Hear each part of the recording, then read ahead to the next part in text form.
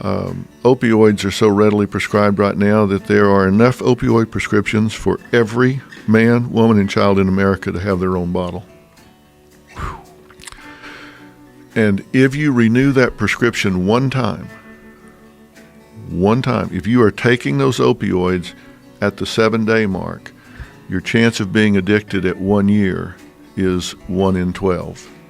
And if you renew it if you're still taking them at 30 days, your likelihood of being addicted is 1 in 3. Wow.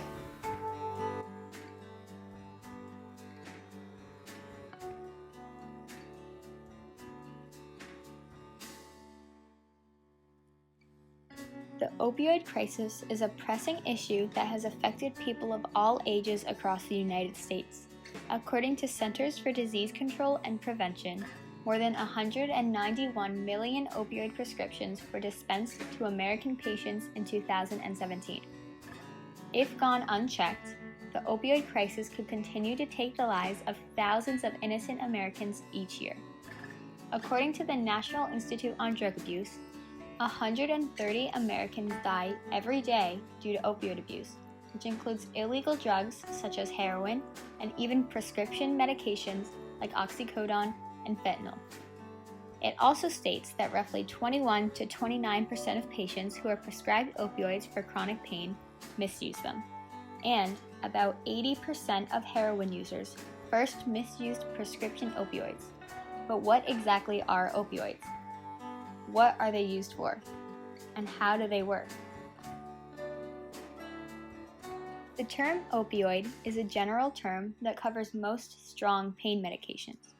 Drugs like morphine, oxycodone, and fentanyl are all legal opioids that must be prescribed by a doctor. These types of drugs are usually prescribed after someone has had a large surgery or for serious health conditions such as cancer. They also help to treat and reduce chronic pain. There is also an epidemic surrounding illegal opioids such as heroin. All opioid drugs have dangerously high risks of abuse, addiction, and eventually overdose. As well, they have a large number of side effects like depression, fatigue, and nausea. Opioids work by binding receptors in your brain, spinal cord, and other areas of the body, limiting pain messages sent to your brain, which reduces the feeling of pain. Opioids are mainly used to treat moderate to severe pain that would not respond well with other pain medications. However, opioids are a very addictive drug, and many patients on these drugs will return to them after the prescription is over, or turn to harder and more dangerous types of drugs. The term opioid crisis refers to the rapid increase in the use of prescription pain medications and other non-prescription drugs in the United States. The crisis started in the early 1990s when there was a sharp increase in the number of opioids being prescribed for pain. Communities where drugs were more readily available and where pain was more common were the first to begin experiencing a large increase in addiction and illegal sale. The illegal drug heroin became more popular once early efforts to decrease the number of opioids prescribed began to take effect. Heroin is a cheap and widely available opioid that is injected via a needle, therefore putting users at a high risk of diseases like HIV, AIDS, hepatitis B and C, and multiple dangerous infections. The widespread abuse and illegal sale of opioid drugs have quickly spread through the United States, causing thousands of people to die of overdoses. During the Civil War, opioids were first introduced to wounded soldiers, which were given morphine for the pain of gunshots, and there were many causes of addiction as a result. But the opioid problem first became a pressing nationwide issue in 1991 when opioid-related deaths began to increase nationwide. Companies also began offering doctors free meals to prescribe and recommend their drug. From 1997 to 2002, OxyContin prescriptions increased from 670,000 to 6.2 million. Overall, opioid consumption continued to climb throughout the 2000s in the USA, rising from 103,498 pounds consumed in the year 2000 to a peak of 364,920 pounds in 2012. Of October 2017, the U.S. was declared in a public health crisis. Many pharmaceutical companies claimed that the opioids were not addictive Therefore, healthcare providers began to prescribe them more freely. They also began to prescribe them for non-cancer related pain. One example of this is the state of Oklahoma, where the popular company Johnson & Johnson is being tried along with other pharmaceutical companies for playing a role in the growth of the opioid crisis. In 2017, Oklahoma Attorney General Mike Hunter filed lawsuits against multiple pharmaceuticals, including Johnson & Johnson and Purdue, accusing them of executing massive, unprecedented marketing campaigns, misrepresenting the risks of addiction, and making billions of dollars for the profits.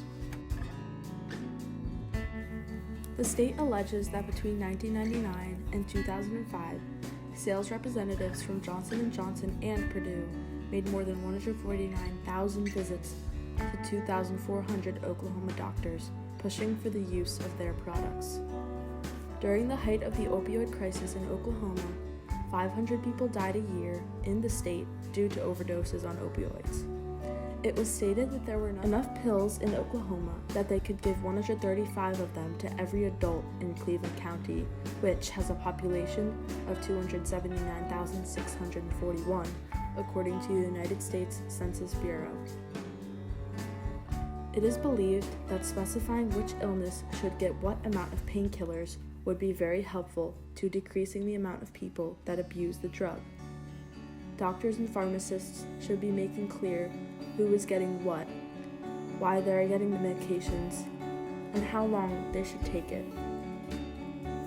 It also has to be kept in mind that when opioids are difficult to access, alternative resources should be accessible, because there are many people who depend on opioids to relieve their chronic pain. There is also a clear lack of attention from the public. Helping those in pain be heard will grab the attention of the government and bring the public to a more neutral opinion, rather than a complete non-medical opinion.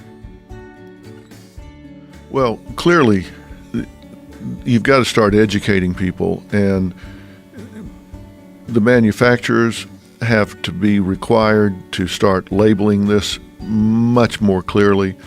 Physicians have to be much more conservative in prescribing. The problem that I think people have is they think, well, because a doctor gave me this, because it's on a prescription pad, that this is safe. Your body doesn't know whether you got that in a back alley or you got it from a doctor. It still has the same addictive quality, and I think it is at an epidemic level. And I've testified before Congress about this, and I think there are several levels of accountability at the manufacturing level and at the prescription level and at the educational level, so people understand.